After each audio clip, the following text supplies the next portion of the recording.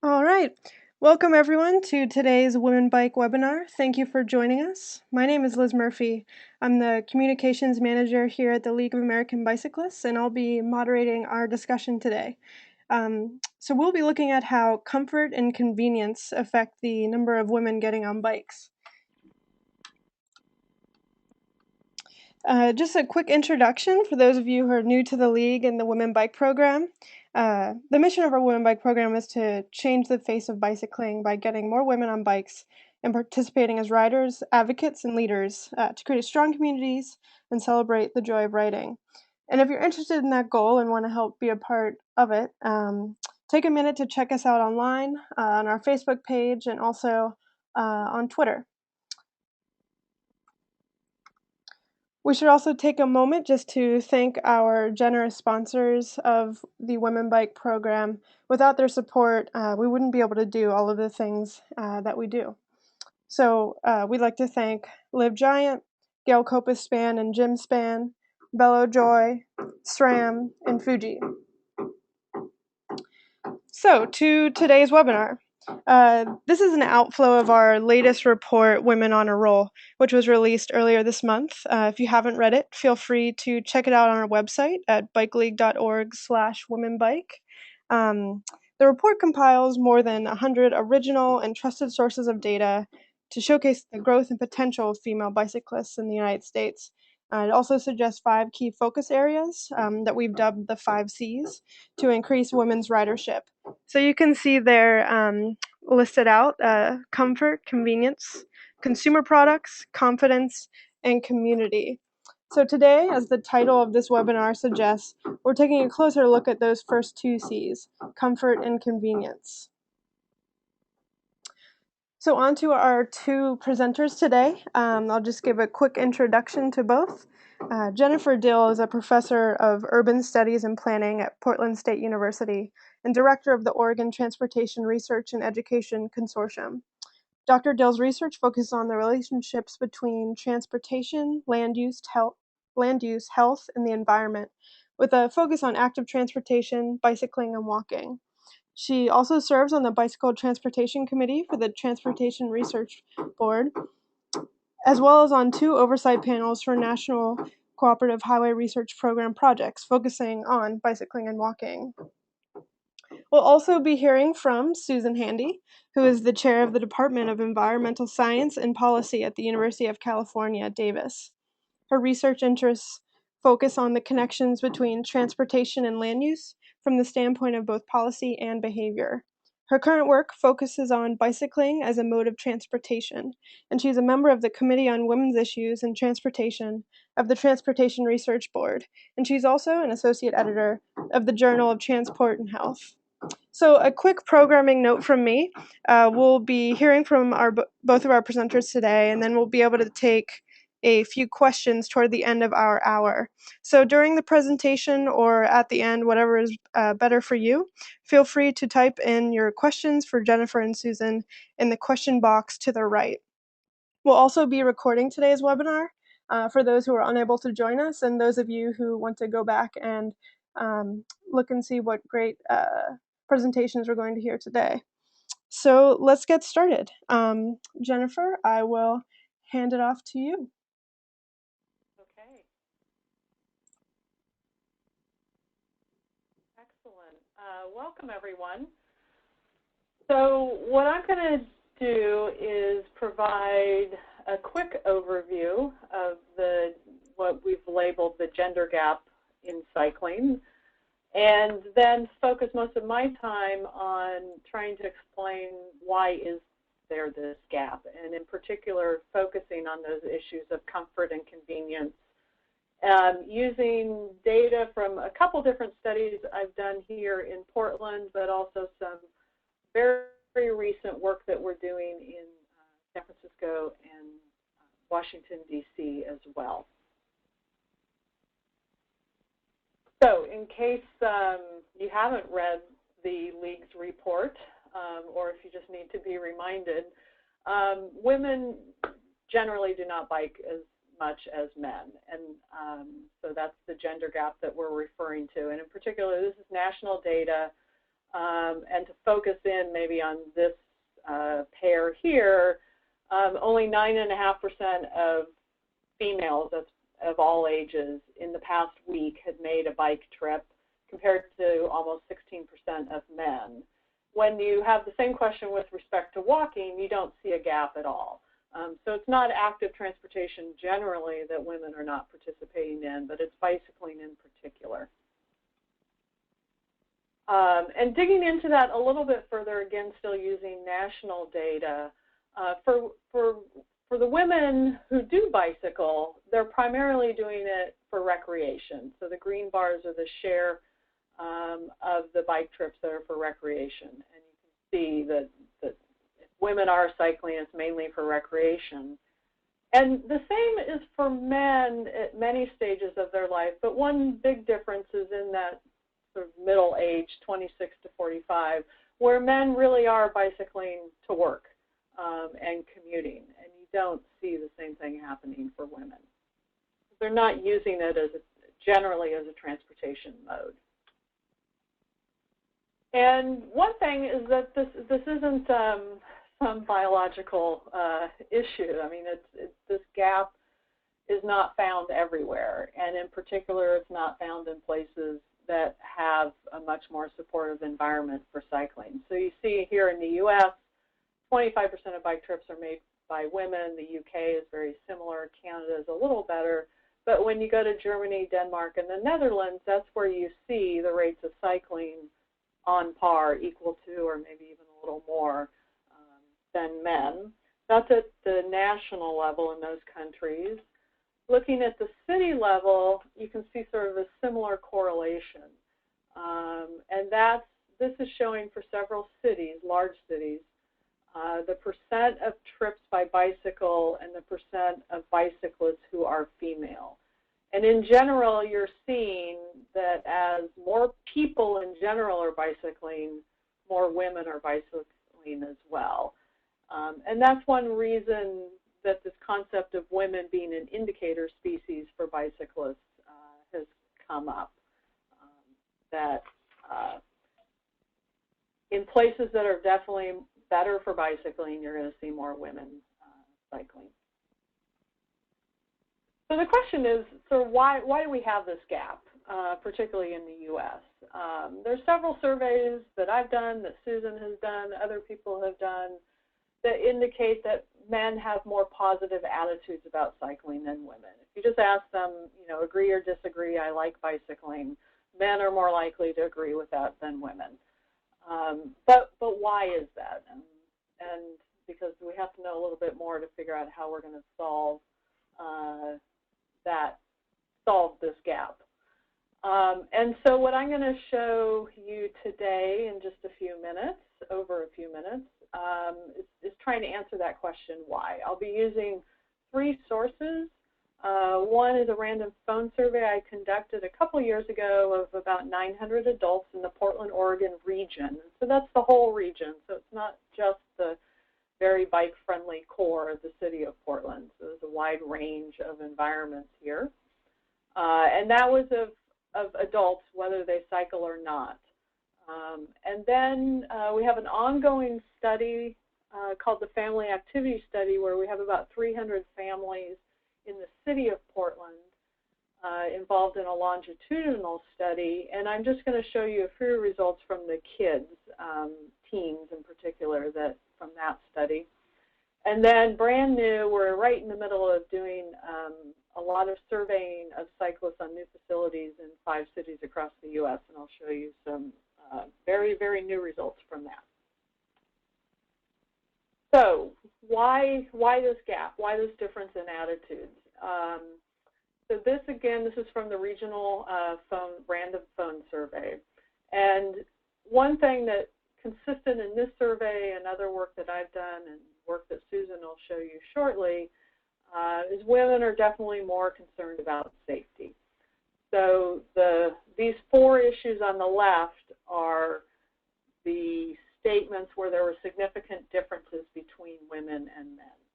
So women are less comfortable riding after dark. They're less likely to say that they know how to ride safely in traffic.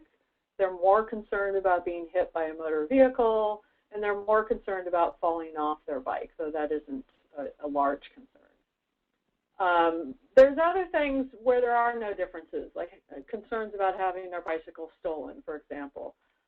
But these are definitely related to traffic and safety. Then on issues of sort of convenience and related to convenience, women were less likely to say that they know where there were safe routes in their neighborhood. They were less likely to say that biking can be easier than driving, and they're more likely to say that they don't have time to bike instead of driving. Even though, so women are more likely, to say that I don't have time to do this, to bike, and that's consistent with what we know about women's travel patterns. Women make more trips. It's more likely that they're taking other people places.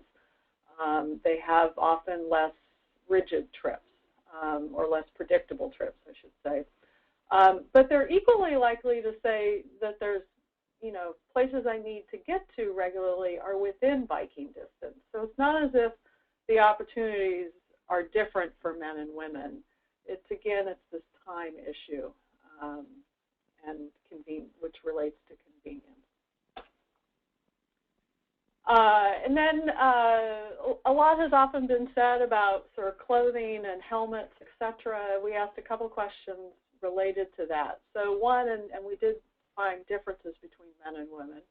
So first of all, biking for transportation requires different clothes than normal. So women were more likely to agree with that statement. They were actually less likely to agree with, I don't like wearing a helmet.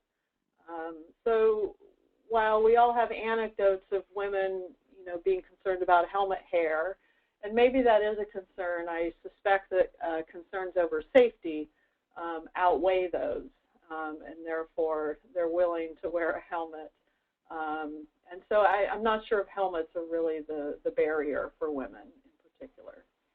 On a positive note, we asked a lot of questions about social support, and at least amongst the women, the random women that we surveyed, women were actually more likely to say that people who were important to them would support them in biking more, a bit more likely to say that their coworkers biked, and equally likely to say that their friends biked.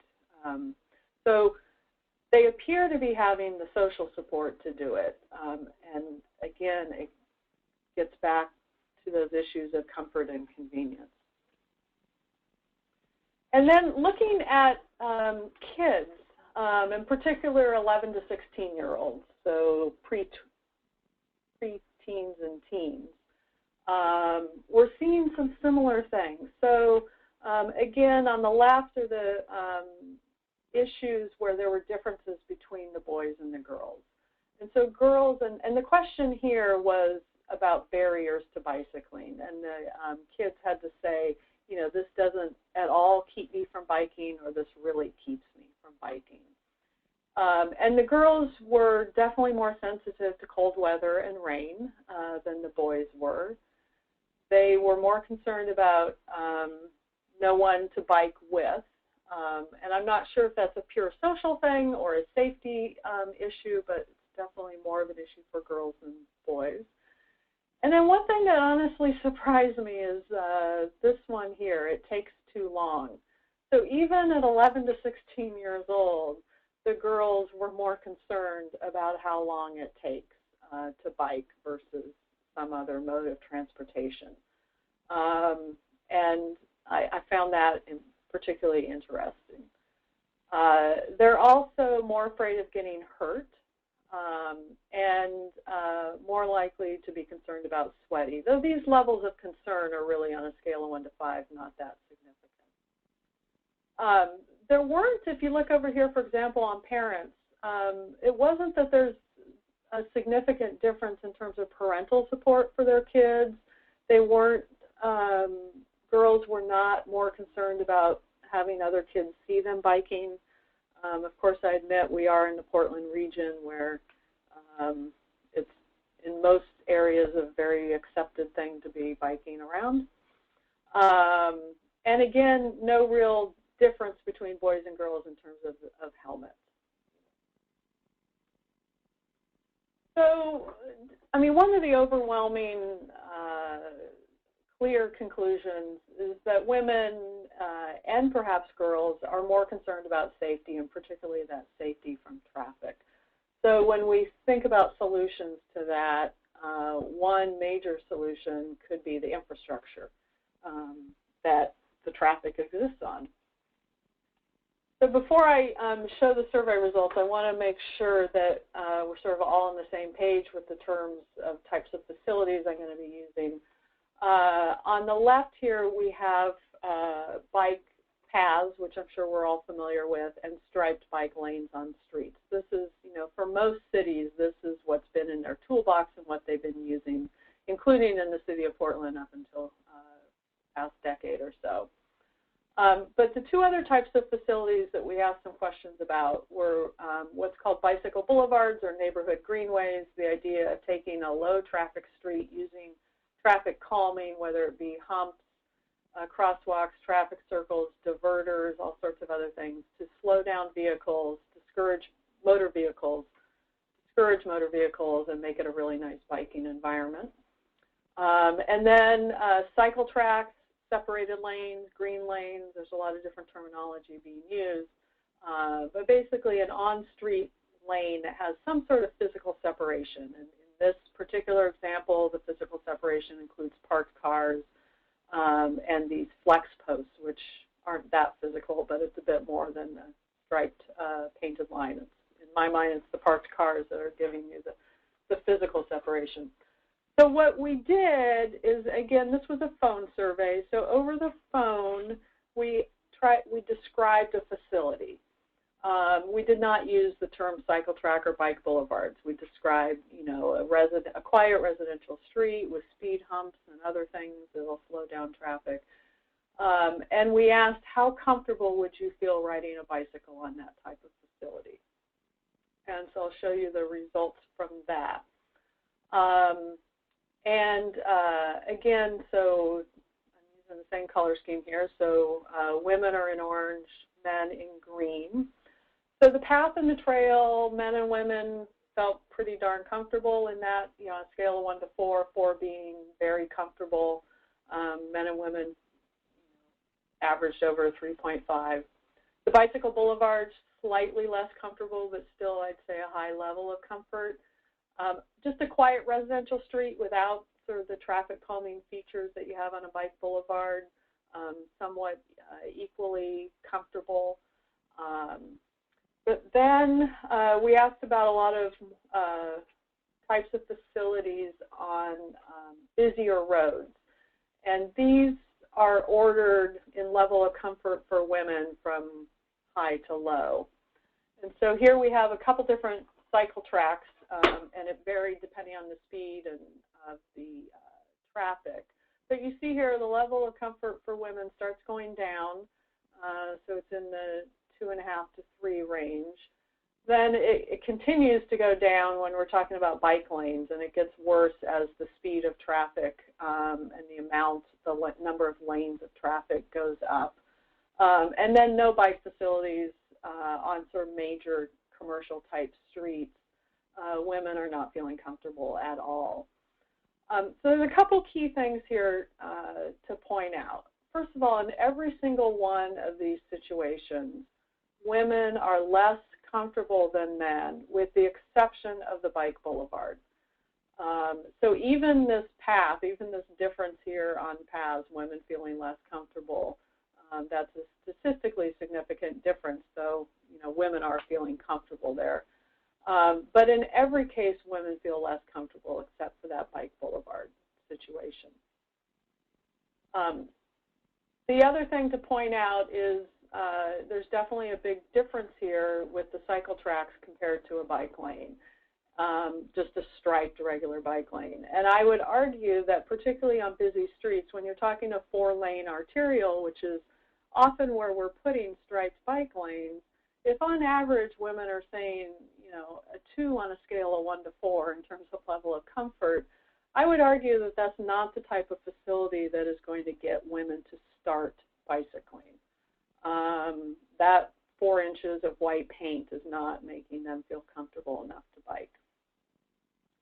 We asked some similar questions of the girls and boys in our other study and found pretty consistent answers. Now, we didn't have quite the range of facilities, but in general, and we asked alone and with their parents. And we're seeing that for on-street facilities, with or without bike lanes, again, girls are feeling less comfortable than boys when they are cycling alone on those facilities. A path or a trail, they're feeling comfortable alone and no different from boys. The one thing to note, though, is with their parents, we're not seeing differences between boys and girls. So that, I think, is an interesting finding. Again, these are 11 to 16-year-olds that we are surveying. So I would argue that, in general, that idea of either physical separation from traffic with a cycle track or just not much traffic at all, which is what you're going to find on a bike boulevard or a separated path, is the type of facility that's going to get more women to bike. And so we have been, as part of the Green Lane project with Bikes Belong, covering 6 cities in the U.S. We've been doing the evaluation of that. We're right in the middle of it, so we don't have a whole lot of results left yet. But I do have a couple things to share. So we've been doing intercept surveys of cyclists on cycle tracks. So these are people who are biking on these cycle tracks. So they've already started cycling or they've been cycling for a while. And we ask a question, because of the cycle track, how often I ride a bicycle overall has increased. And we're starting to see some gender differences here. So in Washington, D.C., on the new L Street cycle track, 39% of the women said that their overall bicycling is increasing because of that facility, compared to 26% of men. We're right in the middle of doing our San Francisco survey. I had results from about 200 cyclists that we intercepted, and we're seeing the same pattern. Women, more so than men, are saying that now they're cycling more overall because of these facilities. So these numbers are sort of reinforcing what I suspected, that it's the type of facility that's going to get more women to bicycle. And with that, I am going to turn it over to Susan. All right, thank you so much, Jennifer. We will now switch over to Susan. Great. I think I've got my audio, and let me get the slides up here. Are you seeing them? Let's see. Yes. Great. Okay, well, thank you, and hello to everybody out there. Like Jennifer, I'm going to focus on this question of why is there a gender gap, thinking about comfort and convenience in particular. Also, like Jennifer, I am lucky to live in a place that is very supportive of bicycling. So I always have to point out, of course, that Davis still has a higher share of bicycling than anywhere in the U.S., although others are rapidly catching up. But that makes Davis a pretty interesting place to study bicycling. And with a whole fleet of wonderful graduate students, I've been doing a number of studies over several years exploring this question about bicycling as a mode of transportation and who is and isn't doing it. So I'm going to share with you results from, I think, pretty much all of these studies in brief. And while we've done some looking at gender differences, I realized in preparing for this that there's a whole lot more exploration that we could do. So some of what I'm going to share has been published, but some is just my playing around with the data in the past few days. And I do want to note that, of course, these results may be specific to Davis, where conditions for bicycling are pretty wonderful. And really the question I ask myself here is, why aren't all physically capable people bicycling? Because the conditions are so good. So some of our own data about how much bicycling goes on in Davis. This is for Davis residents. You can see over half of people say, if you believe them, that they biked in the last 7 days. and the days biked, number of days in the last 7 days that they biked. Women do bicycle a lot, but it is less than men. From our campus travel survey, which is of UC Davis students as well as faculty and staff who live in Davis, again, you can see women are bicycling a lot, but men are bicycling more. On the left, it shows any travel to campus by bike, and you can see women aren't too far behind men, but in terms of people who only travel by bike to campus, women are quite a bit behind men. And then what this adds up to is, based on our observations, 41% of bike trips being made by women in Davis. So that's pretty darn good, again, but still behind Germany, Denmark, and the Netherlands. So how can it be better? So convenience, as Jennifer mentioned, we know nationally that women have more household duties that make for more complicated travel patterns that could make biking more difficult. And in fact, in our data, the women who bike do tend to have fewer household sorts of duties like picking up kids and running errands than the women who don't bike. But what's interesting is that when we look at this by gender, we don't actually see a big difference between women and men. This could just be Davis, where maybe we're a little more egalitarian about our gender roles. But we do find when we do more sophisticated statistical analysis that convenience isn't popping up so much as an important factor in explaining who is and isn't bicycling. And that's something I want to come back to a bit at the end. But what is really important is confidence and comfort. And I have a little trouble separating those two concepts. I know in the report they were talked about in different chapters.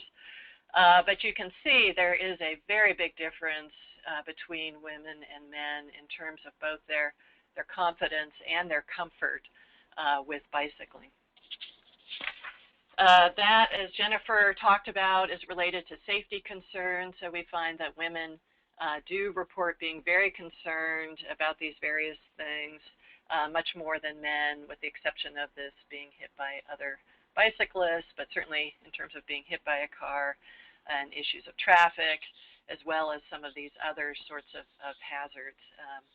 This last one is sort of particular to Davis, where we have garden clippings that get put out in the bike lanes to be picked up. But then also, as Jennifer mentioned, one of the big factors that we find is a difference in attitudes. So while most women say that they do like riding a bike, they agree with that statement, it is less than men. And we see a bit of that difference with respect to physical exercise in general. So this is something that in the past few years we've been spending some time exploring through qualitative research, is just trying to understand where these attitudes come from and how does it relate to experiences over one's life. And I can't say that we've come up with the answer yet. We're still working on that. But to just sort of sum this up, key points, at least for Davis, is it seems that convenience matters relatively equally for women and men, and we think matters less than comfort and confidence. Women are less comfortable and confident bicycling than men. Women are more concerned for their safety than men. And women, maybe for those reasons, like bicycling less than men.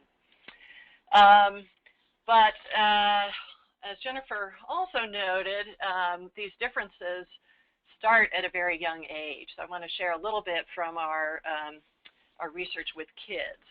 And you'll see that even in Davis, girls are bicycling a lot less than boys from the start, whether you're talking about biking to school or biking to soccer games. Some results from our survey at the Davis High School, there do seem to be some differences with respect to convenience. Jennifer mentioned this point about girls and time, and maybe they feel like they don't have enough time to bicycle because they're feeling more rushed to get ready in the morning. That's one thing we found. They report that they have stuff to carry more than the boys do. Clothes comes up as something of an issue. Again, it's a low percentage of girls citing this, but many more girls than boys. So that was an interesting difference from what we'd seen for adults. But again, confidence and comfort really come out as the big factors explaining who is and isn't bicycling. Girls in Davis are pretty darn confident in their bicycling ability, but it's still less than boys. They feel less comfortable bicycling on busy streets with bike lanes.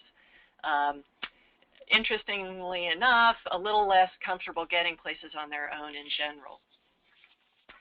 And then again, attitudes come up. So just under half of girls say they like bicycling, and it is less than boys. Note that both of these numbers are a lot less than for adults, which is kind of an interesting thing I just noticed in putting this together. Again, they're less likely to say that they like being physically active.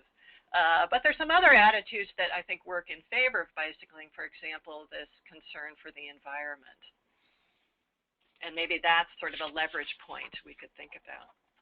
And then, of course, we were interested in the effect of peers as well, and found this to be less important than we expected, although it may be in part because they really don't want to admit it. But one thing positive from the standpoint of getting girls to bicycle, at least, is that they don't seem to be quite so caught up in this sense that driving is the cool thing to do. So again, key points for Davis anyway. Girls are bicycling less than boys from the start. Girls are less confident and less comfortable bicycling than boys.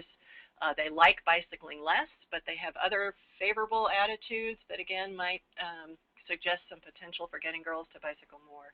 And convenience does seem to be a factor for high school girls, at least as they perceive the issues. So just kind of thinking about what this means, I think it points to the need for building facilities that are more comfortable for women given their lower confidence levels. So the work that Jennifer presented on the kinds of facilities that women feel comfortable on is really important. We have to acknowledge that at this point in time, they do have a lower confidence level. So how can we create an environment that works for them?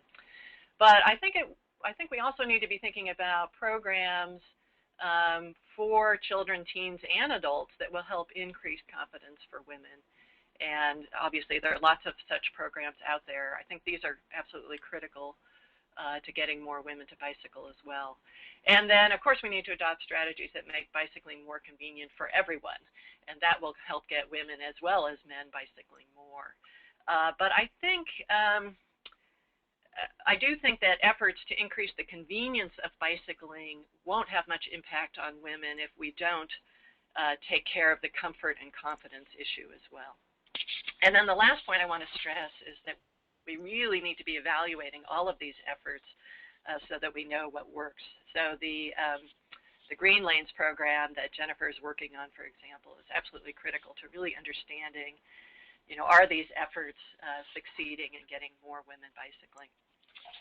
So just kind of to wrap it up, I think, all of this evidence points to the importance of the traditional old 4 E's of bicycling, that we do need to be thinking about engineering, but also various kinds of programs to support bicycling. But I want to make a couple of amendments to the traditional 4 E's and turn them into 5 E's.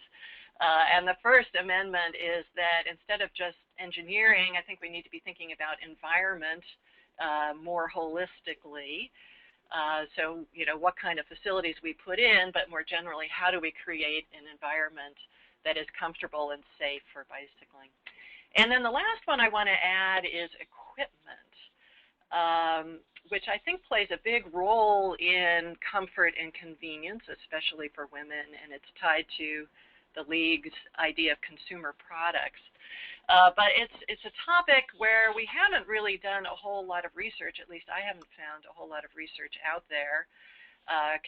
Kristen Lovejoy and I have a chapter on this topic in the Pucher and Buehler book, which we're supposed to make a pitch for, City Cycling. But it is coming up in some of the qualitative studies that we've been doing. So here are examples of just a couple of quotes that suggest that equipment, meaning bicycles as well as other gear, really do have an influence on women's comfort, as well as clearly the image of bicycling. I love this first quote about seeing women look so lovely on bicycles in Copenhagen and Amsterdam. And then, of course, there is the helmet issue, as Jennifer mentioned. And, you know, we do hear this all the time, and especially among the high school girls, the complaints about wearing a helmet and what it does to their hair. But I think equipment also relates to convenience, obviously, and this was a quote I really loved that just, you know, highlights the challenge of getting the right equipment to help women manage kids and stuff on their bicycles. And I especially love this quote because, you know, it talks about this pride in making it all work, this determination that this woman had to make it work. And I think that's a good example of the old saying, where there's a will, there's a way. And so what we need to be thinking about is providing the way to do it for those who have the will. And there's lots to do to encourage this, infrastructure and otherwise. But I think we also need to work on increasing the will. And that's working on that fundamental confidence and comfort that women feel with bicycling or not. So Davis, for example, you know, we really do have the way to do it here. We've got fabulous bicycling conditions, but for me, what's frustrating is the lack of will I often find among my neighbors in Davis. So lots of challenges, but I think there's also lots of hope in that we do see, you know, a big interest on the part of women in bicycling. And Jennifer, you didn't mention the work she's done on looking at sort of interest in bicycling, but she's found that the interested but concerned group, you know, there are a lot of women in that category. So how do we make it more possible for them? So I think that's enough. With that, I'll turn it back to Liz for discussion. All right, thank you very much. I'm gonna pull this over to my screen now. And just to note, please type in your questions at the bottom of your control panel. We have a couple so far, but we heard a lot of great data and good information, anecdotes, so please be sure, while we have Susan and Jennifer here, to make your questions known. So first up, we have a question from Kelty Craig for Jennifer. Kelty asks, given that even on the facilities that feel the most comfortable for women bicycling, i.e. cycle tracks, women still do not feel as comfortable as men. Do you see a role for non-infrastructure type support to increase women's comfort with cycling? Or is this just a matter of increasing confidence through training, or are there other elements at play? Well, yeah, I mean, to me, the infrastructure is sort of the first step, getting infrastructure that's going to make them feel more comfortable. But then I think complementing that are, you know, clinics about how to ride confidently, how to ride in the rain, you know, correct lighting at night, that type of thing. The city of Portland does a lot of that, and I know other cities have been doing it. I think that type of thing might help, you know, bridge that gap. Though there just may be some differences, you know, long-held differences in attitudes between men and women. You know, there's lots of studies that show women are just more risk-averse on all sorts of things. So that gap may never be completely closed. But definitely, I think complementing training programs, particularly women-only types of workshops. Great. We have another question here, an interesting one from Matthew Palm.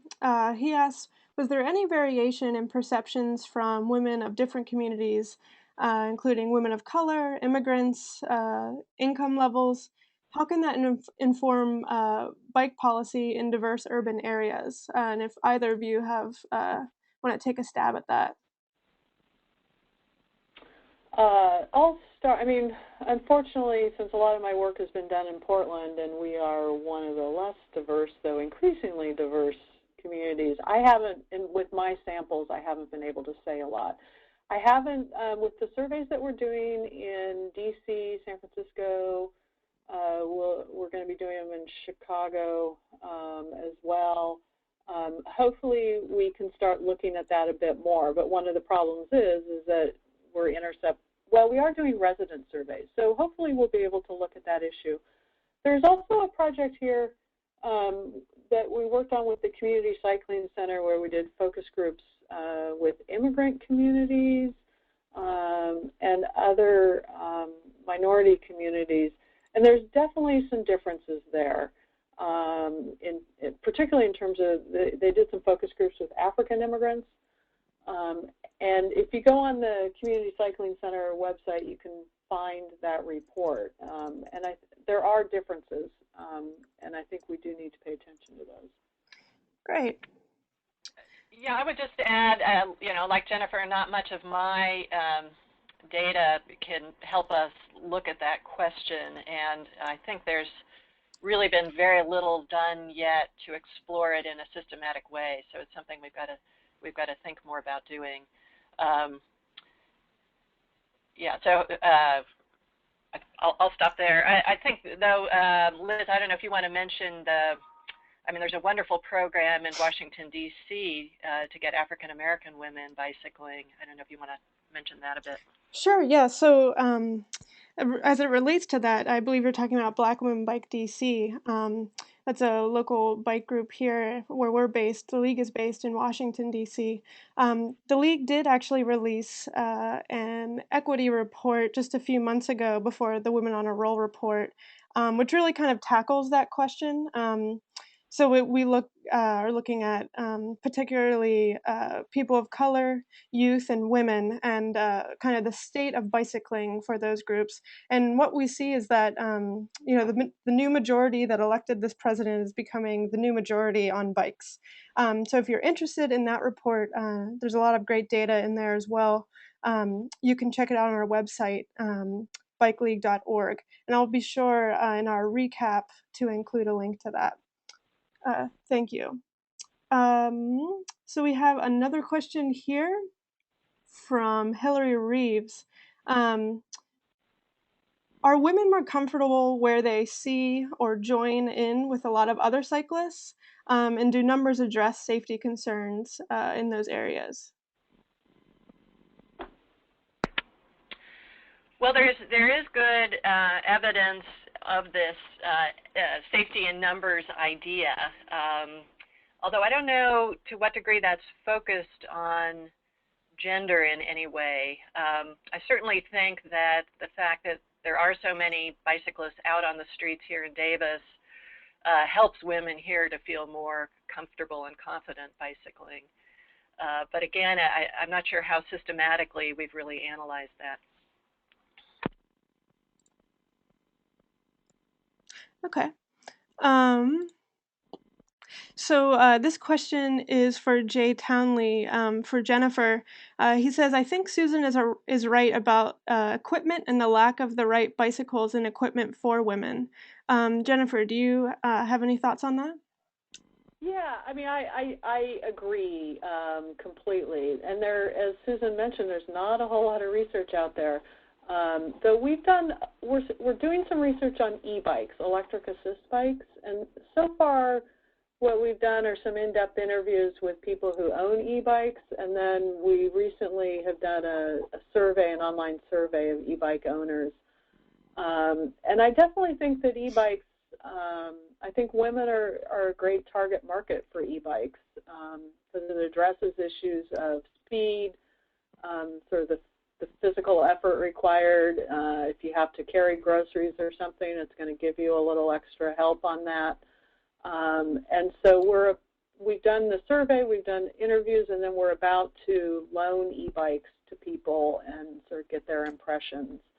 So that's the only research I've done that has specifically looked at the equipment.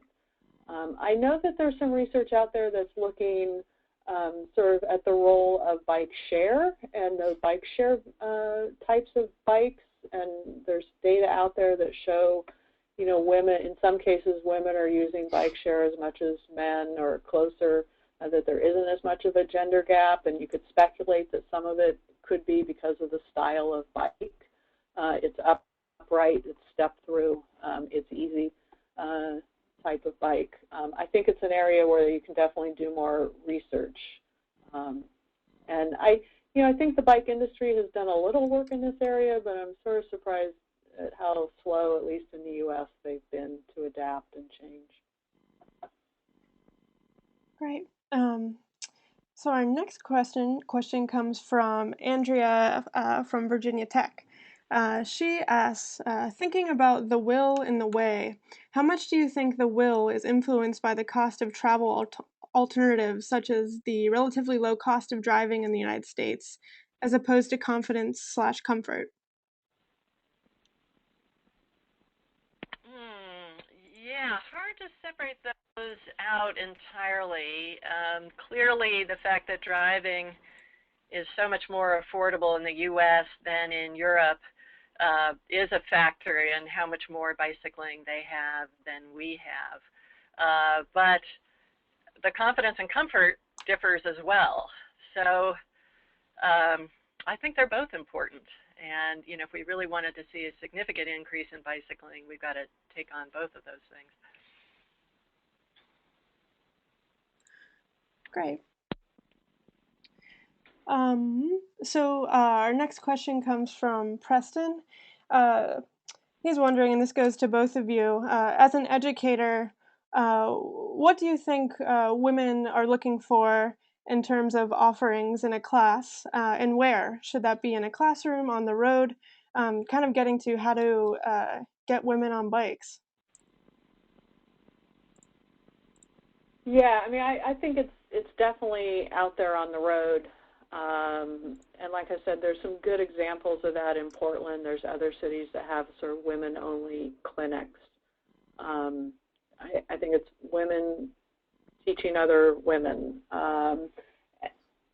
I've never attended one of those, and I haven't run one of those, so I don't want to, I can't say a whole lot in terms of how they should be done.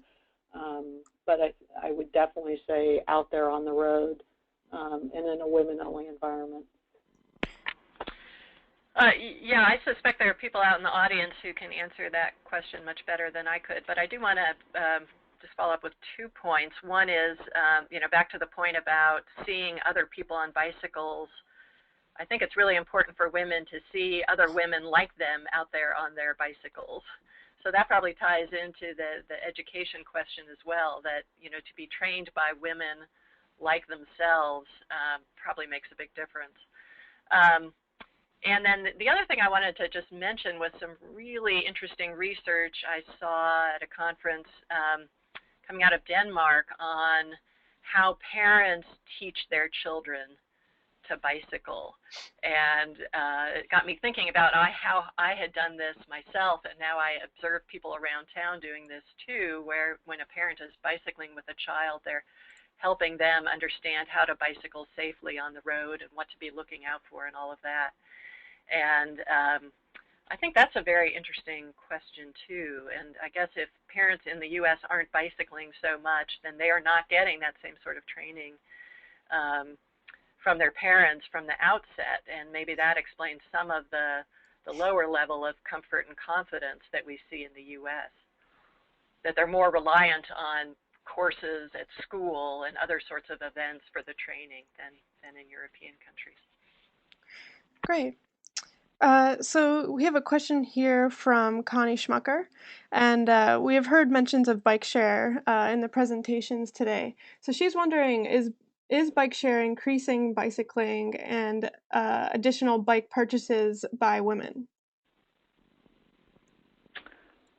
I haven't seen, in terms of bike purchases, I haven't seen any data on that yet. I think Susan Shaheen from UC Berkeley is working on some research in that area, and so I would expect perhaps to see more from her soon. Okay, great. have another question here from Michelle. She asked, there's been focus about generating interest by providing more bike facilities like cycle tracks. Have either of you done any research as far as generating interest among women via bike sports, such as mountain biking, cyclocross, or triathlons? You know, I haven't looked at that at all, and I have to say I haven't seen a whole lot of evidence that there's a lot of transfer between bicycling for sport and bicycling for transportation. It's not as if people who start in one of, if they go mountain biking, that they're more likely to start biking for transportation. I haven't seen much evidence of that, even though it sounds like it should happen. So I'm not sure if that's a way to, if that's an in. I don't know, Susan. What do you think? Yeah, I don't think I've seen a whole lot of evidence of that crossover either. And actually, I do have some concerns that the sport cycling actually discourages women from bicycling. Because they see, if they see a lot of that sports cycling, it's sort of intimidating. It's a very different kind of, well, I call that cycling versus, bicycling for transport. It's a very different thing. And we saw a little evidence of this when we did a survey in 6 different cities, including Boulder, and there was a real perception in Boulder that, the people who are on their bicycles are these sports cyclists. Yeah, I was just going to add that I think maybe the entree is sort of recreational bicycling. So if, families go on vacations in a place where people go bicycling, like you go to Monterey or you go to Yosemite and you bicycle, that sort of recreational bicycling might start to carry over to bicycling for transportation. Yeah, because I think the sport thing just reinforces the notion that I have to wear different clothes, it's got to be fast, it's a workout, it's exercise, and a lot of those things that, bicycling for transportation, it doesn't have to be all of that. You don't have to change your clothes. You don't have to have, a separate kind of bike. You don't necessarily have to go fast and get sweaty. And so. Yeah, exactly. Okay, great. I'll just throw a note out there to our listeners that we have about 5 minutes left. So if you have any remaining questions for Susan and Jennifer, please do type those in. We've had some great ones so far. Looking forward to a few more. This question is from Martin. He's wondering, for both of you, do any of your studies include differences in the children's knowledge of bikes? So I guess looking at that 11 to 16 range. He says, for example, some kindergartens in Denmark use games that include bikes, where children are learning to handle the bike, how to balance, while they're having some fun too. I haven't looked at that specifically. Yeah. So I can't say. Mm-hmm. Yeah, we focused on comfort and confidence and how much they're bicycling, but we didn't ask about knowledge. Okay. This is a question from me. I saw some research recently that showed that you both presented, I believe, the differences between girls and boys, and I saw some data. I believe it was out of Portland that said that girls stopped bicycling in their teen years and then took it up again as they grew older.